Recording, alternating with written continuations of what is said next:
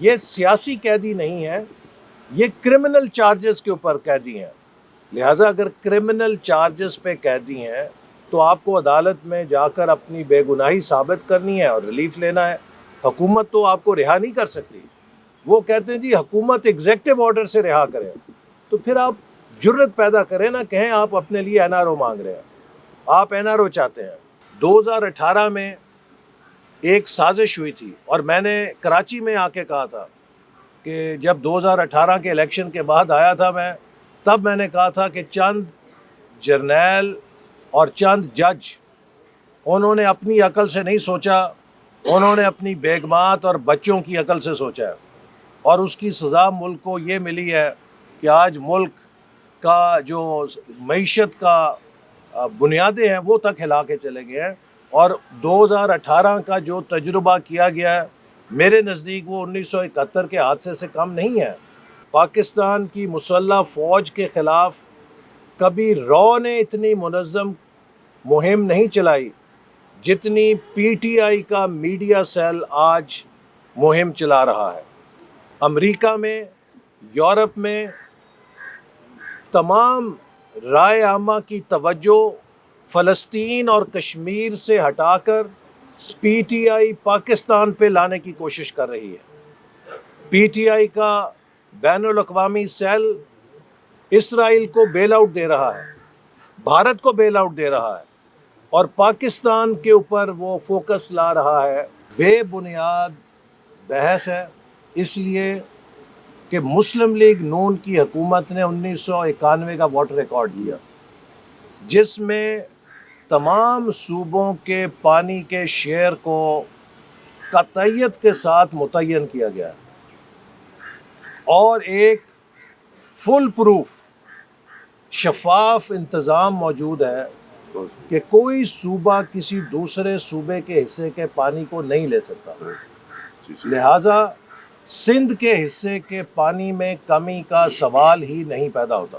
آپ نے جو بات کی اس کی سکھر ملتان موٹر وے کی، بیہودہ الزام تھا، 4 سال میں وہ اس کو کوئی ثابت نہیں کر سکے۔ اس کا نقصان کیا ہوا کہ چین کی حکومت کو اس کی وضاحت دینی پڑی۔ وہ مجھ پہ الزام نہیں تھا، وہ پی ٹی آئی نے چین کے اوپر الزام لگایا تھا، کیونکہ جو سی پیک کے منصوبے ہیں وہ پاکستان کی حکومت کو پیسہ نہیں ملتا تھا، وہ چین کی حکومت براہ راست اپنے کانٹریکٹر کو پیسے دیتی تھی۔ لہذا وہ الزام اگر دیا گیا کہ میں نے کمیشن لیا تو انہوں نے چین پہ الزام لگایا تھا نا۔ اس کا نتیجہ کیا ہوا؟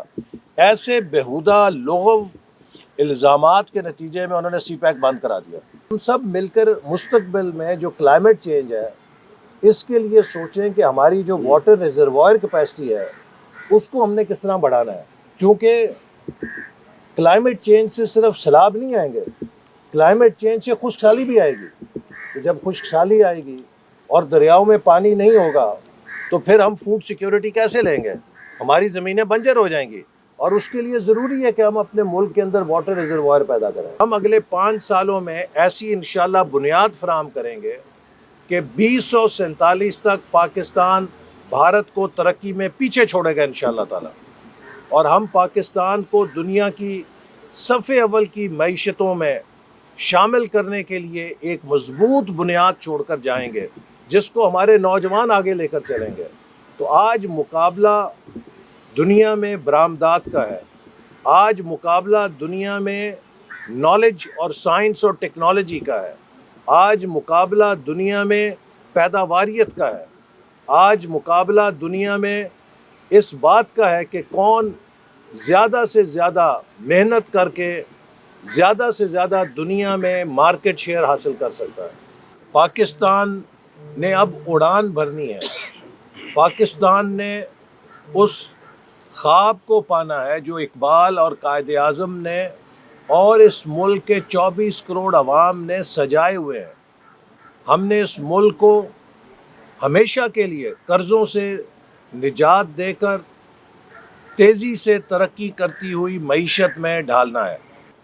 2018 میں ہم اکثر کہتے تھے کہ ایک موٹر سائیکل ناتجربہ کار انسان نہیں چلا سکتا، تو 24 کروڑ کی آبادی کا ملک جو ایٹمی طاقت ہے اس کی چابیاں اگر ایک ایسے شخص کو دی جائیں گی کہ جس نے کبھی زندگی میں یونین کاؤنسل بھی نہیں چلائی تو وہ اس گاڑی کا ایکسیڈنٹ ہی کر سکتا ہے، اسے منزل پہ نہیں پہنچا سکتا.